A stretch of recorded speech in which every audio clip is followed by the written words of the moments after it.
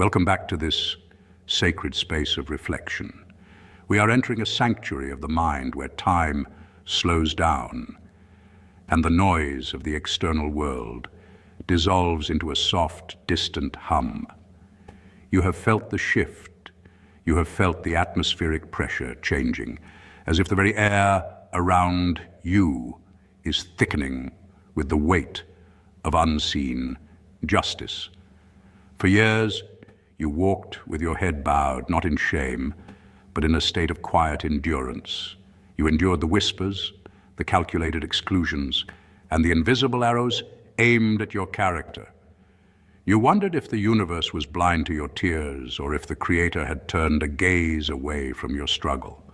But today, we sit in the realization that nothing is ever lost in the spiritual economy.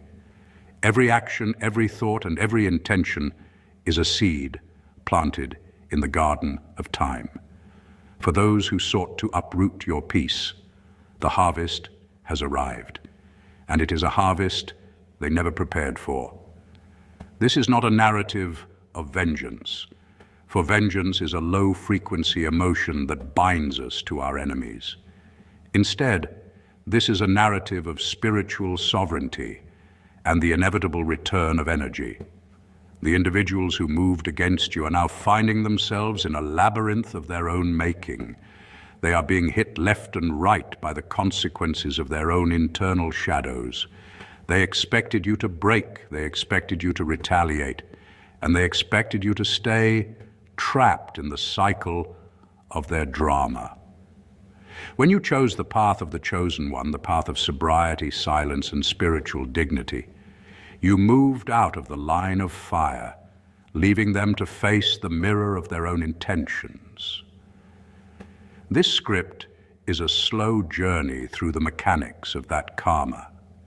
It is a psychological and spiritual deep dive into why their foundations are trembling. As we move through these 7 points, I want you to feel the tension leaving your shoulders. I want you to feel the validation of your soul. You do not need to lift a finger. You do not need to argue your case. The truth is its own advocate, and the light you carry is now casting long, unavoidable shadows over the lives of those who tried to dim it. Breathe deeply. Let us observe the quiet, powerful work of the divine. Point 1, the systematic erosion of false foundations. When an individual decides to target a person carrying a divine anointing, they are essentially attempting to rewrite a spiritual contract they did not sign. This creates a fundamental friction in their own reality. For many of these people, their lives were built on a facade of competence, popularity, or social standing that was never rooted in genuine integrity. They measured success through applause, advantage, and perception rather than truth or character. When they launch an attack against someone who is spiritually protected, they unknowingly initiate a chain reaction that exposes every weak beam in the architecture of their identity. Karma, in its most educational form, begins by stripping away the coverage they thought they had. It removes the props, the illusions, and the borrowed power. You will notice that their luck seems to have run dry. Projects that used to succeed effortlessly are now meeting strange, bureaucratic delays. People who once defended them without question are now hesitant, uncertain, or quietly distancing themselves. Their influence, which once felt like a solid wall, is now starting to show cracks.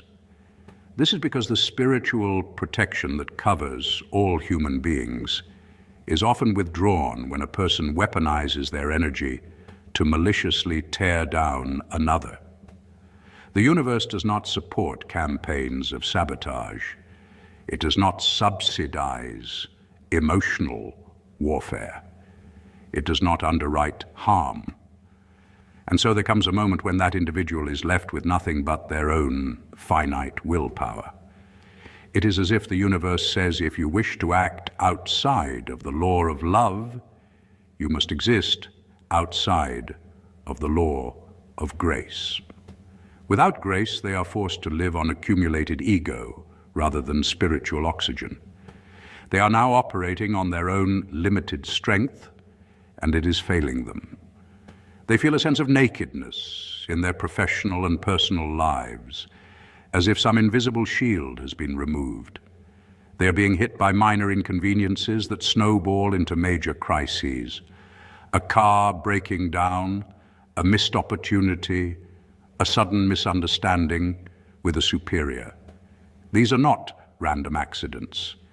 They are manifestations of a spiritual foundation that has been compromised by the weight of their own malice. The more they resist accountability, the more erratic their reality becomes. Their emotional composure, once their greatest performance, now begins to slip. Irritation turns into anxiety. Anxiety turns into impulsiveness. Impulsiveness turns into poor decisions. They are discovering that life without spiritual alignment is a grinding struggle, not a graceful flow. They are finding that the world is no longer bending to their will, and the frustration this causes is quietly eating away at their inner peace, leaving them exhausted and bewildered. This internal corrosion is the true beginning of karmic correction, not punishment, but exposure. When someone's life was built on manipulation, reputation management, or strategic alliances, the removal of universal support reveals how little substance they ever carried. They begin to drown in the tasks that others seem to complete with ease. Deadlines overwhelm them. Relationships fray. Their name no longer charms the room. Their eyes lose the spark that came from feeling untouchable. And underneath the discomfort is a deeper spiritual truth. Life is showing them the mirror of who they have become. In that mirror, they are forced to confront the consequences of violating sacred principles: envy, cruelty, dishonesty, and exploitation. The karmic unraveling is not meant to annihilate them. It is meant to educate them. It is the universe insisting that every action must be reconciled, that every distortion must be corrected, and that every attempt to sabotage a divinely aligned soul ultimately becomes self-sabotage. Point 2. The psychological weight of the reflected shadow. Every human being has a shadow, but the chosen one acts as a living mirror. When someone attacks you, they are usually attacking the parts of themselves they cannot accept. Now that energy is reflecting back with double the intensity. This point of karma is not just spiritual, it is deeply psychological. These individuals are beginning to experience a profound sense of inner restlessness, a kind of ongoing mental itch they cannot scratch. They cannot sit in silence because the silence now speaks to them about what they did to you. In that quiet, where no distraction exists, their mind begins replaying scenes they thought they had buried. They are haunted by the memory of their own cruelty. Even if they justify it to others, even if they rewrite the story publicly to make themselves look heroic or innocent, in the quiet moments before sleep, they feel the sting of their own conscience. This is the mirror effect. The chaos they tried to project onto your life has nowhere else to go but back to its source. Energy must return home, and now that emotional freight is finding its rightful address. They threw fear, doubt, and humiliation toward you, but you did not internalize it. You transmuted it. You grew through it.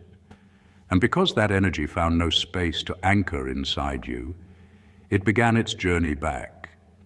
When that mirror flips, the mind becomes an unpredictable battlefield. They find themselves arguing with shadows, feeling defensive even when no one is attacking them, and becoming increasingly paranoid that others are doing to them what they did to you. They walk into rooms expecting accusation. They hear judgment in neutral tones. They interpret feedback as condemnation. Their nervous system has become oversensitized because deep down they know they violated a moral boundary. Paranoia is not random. It is the psyche registering unresolved guilt. This paranoia becomes a heavy burden. It ruins their appetite because shame disrupts digestion. It ruins their relationships because guilt makes a person irritable and suspicious. It damages their sleep because the brain cannot enter rest when it is preoccupied with moral conflict. They live in a permanent state of fight or flight, a physiological response meant for physical danger, but now triggered by internal memory. Their hormones spike, their cortisol rises, their immune system weakens. They become jumpy, defensive, and hypervigilant. They are getting hit by waves of their own anxiety, a direct result of the disharmony they sowed in your life. Notice the irony. They expected you to be the one living in fear. Instead, they have become the prisoners of their own suspicion. They once wanted you to collapse, to question yourself, to drown in insecurity. But insecurity has chosen a different host. Now they scan every situation for betrayal. They expect someone to expose them. They assume they are being talked about. They obsess over reputation because their identity was built on falsehood, and falsehood always fears exposure. The mind begins to turn on itself.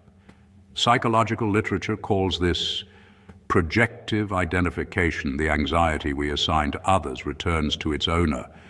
Spiritually, it is the law of harvest. Emotionally, it is accountability catching up. Their shadow, once projected outward, is now sitting beside them. And unlike you, they are not ready to grow from it. They cannot escape themselves. They cannot escape memory. And they cannot escape the mirror you became. Point 3, the dissolution of unholy alliances and social trust. In the past, these individuals likely gathered others to their side to validate their narrative against you. They built a camp of people who thrived on the drama of your downfall, not because it was true, not because it was just, but because jealousy always seeks an audience. They needed spectators. They needed emotional reinforcements. They needed someone to nod their head and say, "This is how weak spirits operate." They form coalitions not through truth or integrity, but through shared insecurity. However, karma is now striking the very bonds they used to hurt you. These alliances were never rooted in honor, compassion, or discernment. They were built on the low-frequency energy of gossip, betrayal, and the thrill of tearing someone down. Anything built on spiritual rot has no structural integrity. It collapses under its own weight.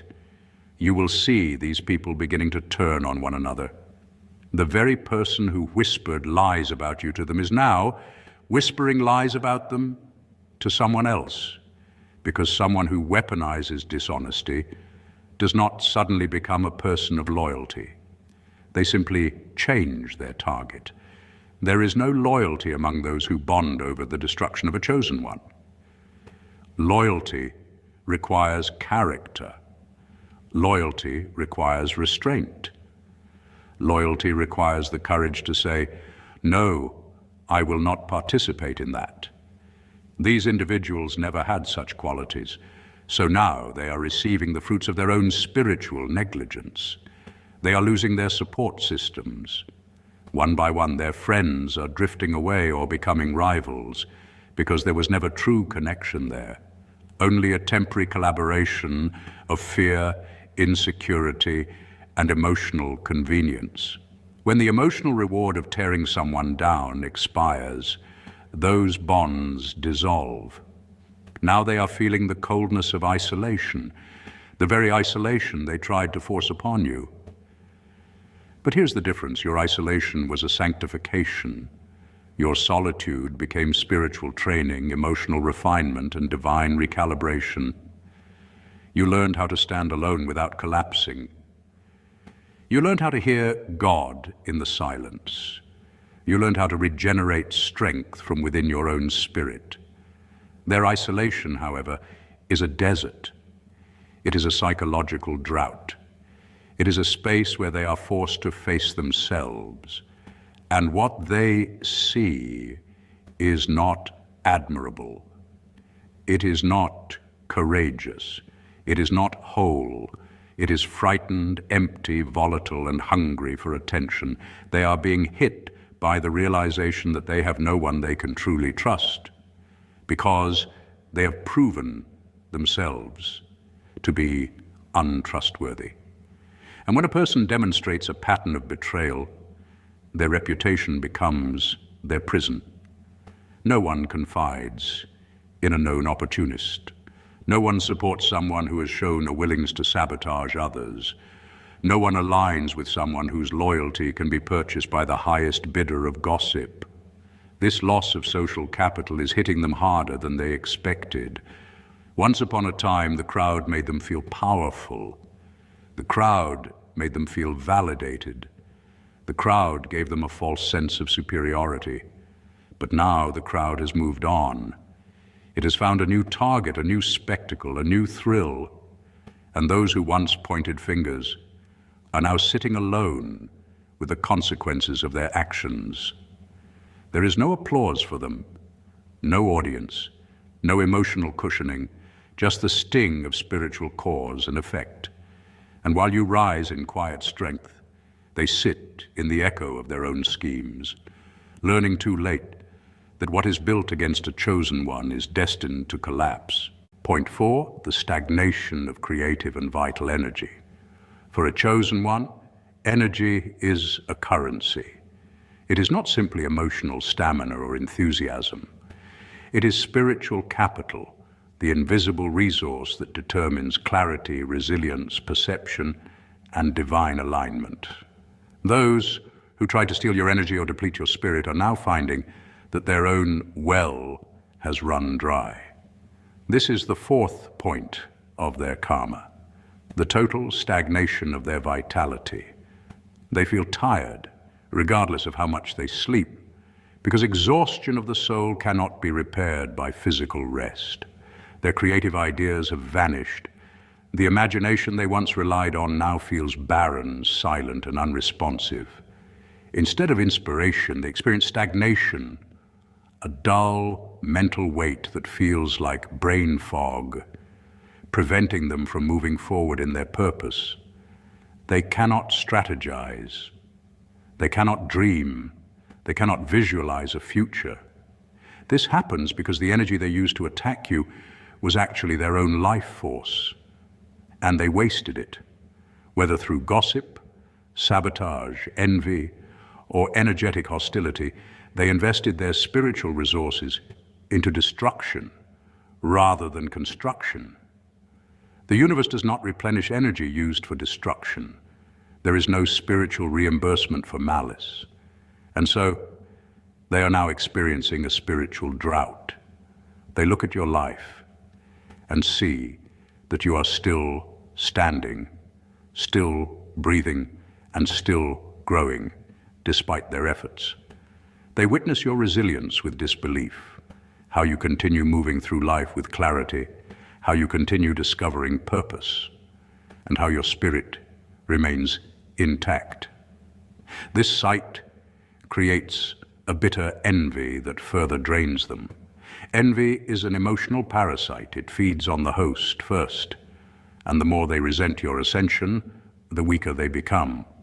And they are being hit by a lethargy that no doctor can cure, for it is a sickness of the spirit.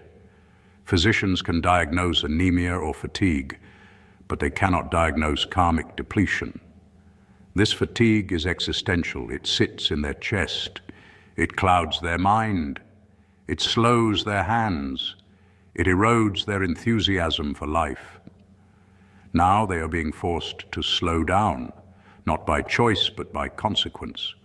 The universe has placed them into a holding pattern, a forced pause where they must confront themselves. In the quiet of that stagnation, they face the emptiness of their own internal world, a world they avoided by constantly feeding on others. This process is incredibly painful for those who have lived entirely on the surface. When someone has no spiritual roots, pausing means drowning. When someone has no inner life, silence becomes torture. The very stillness that brings a chosen one peace becomes a mirror that brings an enemy shame. Their minds now echo with the truth they tried to avoid. They never built their own identity. They borrowed energy from others. They depended on the downfall of someone chosen. And now, without your energy to steal, they have nothing left to animate their being. Their vitality has collapsed, not because life is unfair, but because karma has balanced the ledger. Point 5, the sudden visibility of hidden truths. There is a spiritual law that says whatever is done in the dark will eventually be brought into the light. The 5th point of their karma is the loss of their mask. For a long time, they were able to maintain a reputation of being the good person or the victim while secretly sabotaging you. They constructed entire narratives to paint themselves as righteous, innocent, misunderstood, or unfairly treated. And society, blind to the hidden motives, accepted their performance because it seemed polished, consistent, and convenient. But the light of the new season is too bright for masks to hold. Where shadows once offered camouflage, illumination now exposes contradiction. People are starting to see the inconsistencies in their stories. The lies no longer match the behavior. The pity they demanded no longer fits the energy they emit. Small slips of the tongue, unexplained outbursts of anger and sudden defensiveness are betraying the persona they cultivated. The subconscious cannot lie under pressure, and their nervous system is revealing what their mouth once concealed. The sudden discovery of their past misdeeds, old messages resurfacing, witnesses speaking out, forgotten actions being revisited, is coming to the surface. They are getting hit by the truth. They are walking into rooms where their name is already under review. They hear conversations shift when they arrive. They feel the subtle withdrawal of those who once believed them without question. Their control over the narrative is slipping.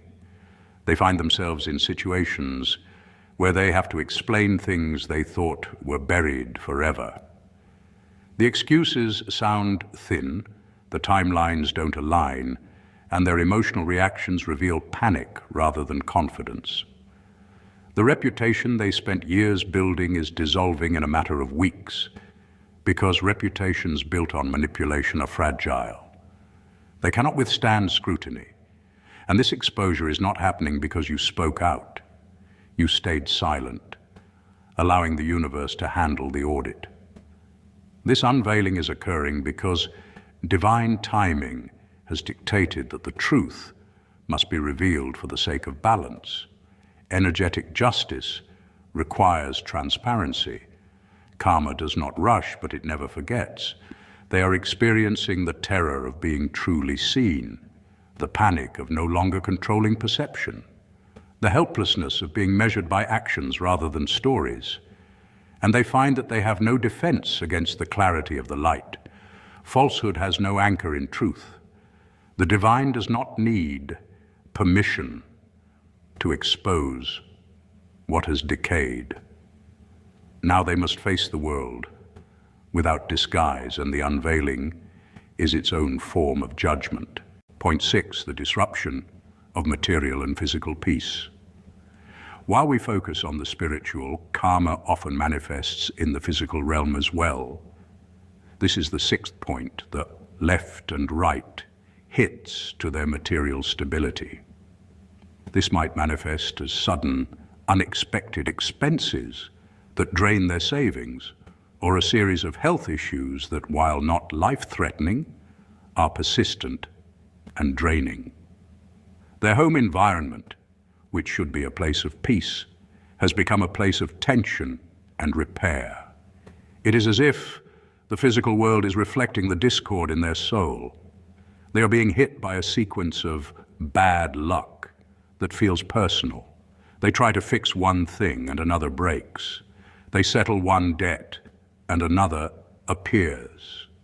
This is the universe's way of slowing them down, of stripping away their distractions, so they are forced to look at their spiritual state. They are learning that material wealth and physical comfort cannot protect them from the spiritual repercussions of their choices, and this is where the deeper lesson unfolds. When a soul has crossed ethical lines, harmed others intentionally, or interfered with the path of a chosen one, life cannot continue as usual. The cosmic balance sheet demands attention, so the universe begins to tamper with the illusion of stability, because as long as a person feels secure in the physical world, money flowing, health stable, home peaceful, they can maintain the lie that nothing is wrong. But when the physical shell begins to crack, denial becomes impossible. A broken appliance, an unexpected bill, a strained body, these are not random inconveniences. They are symbols. They are reminders. They are pressure points designed to force reflection. The body becomes a messenger saying, you cannot outrun what you have sown.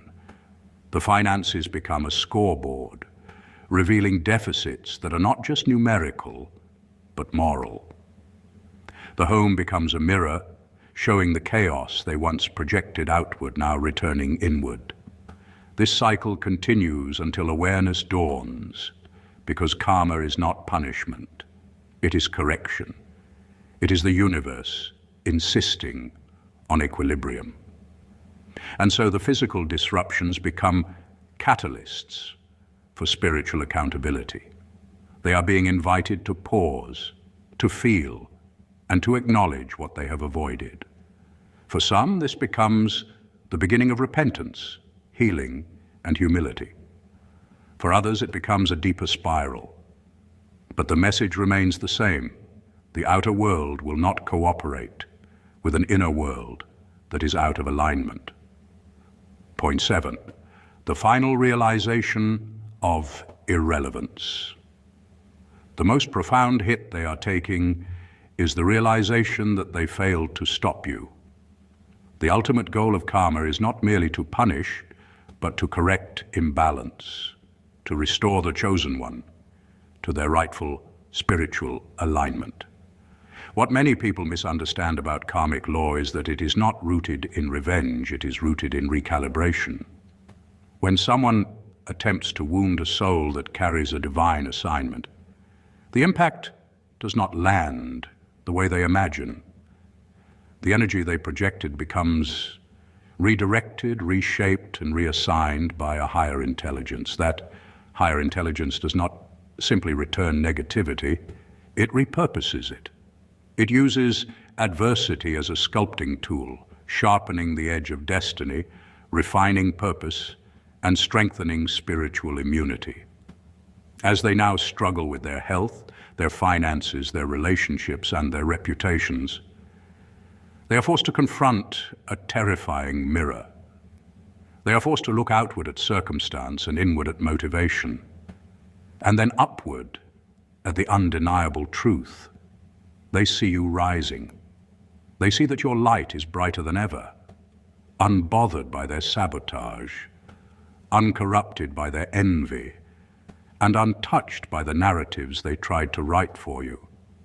They see that the very tactics they use to diminish you have sharpened your discernment, strengthened your resilience, deepened your emotional discipline, and expanded your spiritual authority. This is the hardest blow of all, not the loss of control, but the revelation that their malice was used by the divine as material for your breakthrough. They are now being confronted with a reality they never prepared for, the part they played in your ascension. They thought they were writing your ending. Instead, they became unwilling contributors to your beginning. They became the friction that formed your flame, the pressure that revealed your clarity, and the chaos that positioned your peace. They are being hit by the uncomfortable truth that they are no longer a main character in your story. They have become a footnote, a caution, a past lesson, a spiritual detour you navigated and overcame. They are a shadow that has been outshone. In their panic, they reach for the old emotional levers they once used: guilt, shame, intimidation, manipulation, familiarity. But those cords have dissolved. The hooks they once had in your emotions are being unlinked one by one. The subconscious ties have been severed. The energetic contracts have expired. You're becoming unreachable to them, emotionally, spiritually, and mentally. And that loss of influence is a devastating blow to their ego. They are being left behind in the heavy, lower frequencies they repeatedly chose, while you ascend into the cleaner air of peace, clarity, and self-possession. You are no longer available to chaos. You are no longer accessible to manipulation. You are no longer willing to participate in cycles that betray your growth. And so, they must now live with the consequence of spiritual physics. Whatever they sent has returned home, and whatever they tried to block has bloomed. And so, as we conclude this meditation, I want you to feel the profound peace that comes from knowing you are defended by laws older than the stars. You do not need to carry the anger.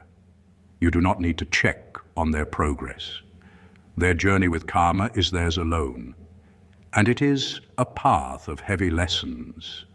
Your path is one of light, sobriety, and continued expansion. The hits they are taking are simply the universe correcting a tilt in the scales. You have been vindicated in the spirit. Now continue to walk in your anointing, knowing that the battle was never yours to begin with. Sleep deeply tonight, for the watchmen of the divine are on guard, and the truth has already won. Stay in the light, chosen one, and now let that truth seep from the mind into the bones, because spiritual vindication is not a theory, it is an atmosphere. It surrounds you when your heart is clean, when your conscience is steady, and when you have acted in alignment with your higher self. The universe does not reward perfection, it rewards sincerity.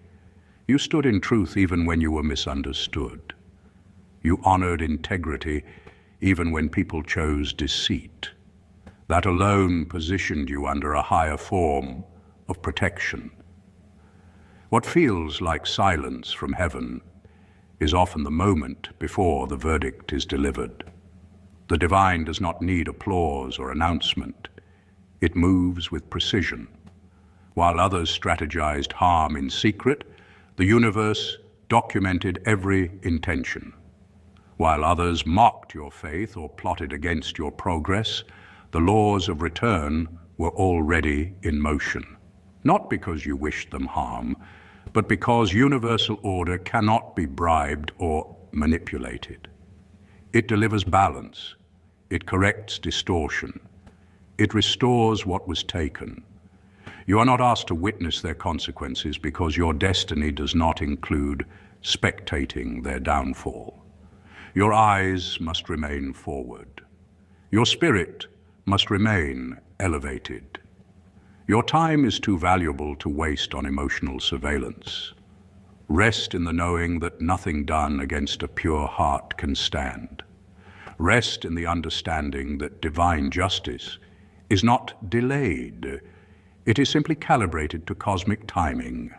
Tonight, release the final residue of fear. Release the reflex to revisit old wounds. Release the need to prove anything to anyone. The universe has already validated you. Walk into tomorrow as someone spiritually acquitted. Your energy is too sacred for bitterness. Your story is too significant for pettiness. Rise with the calm certainty that angels still work the night shift, that protection is ongoing, and that peace is the signature of the victorious. Stay in the light, chosen one.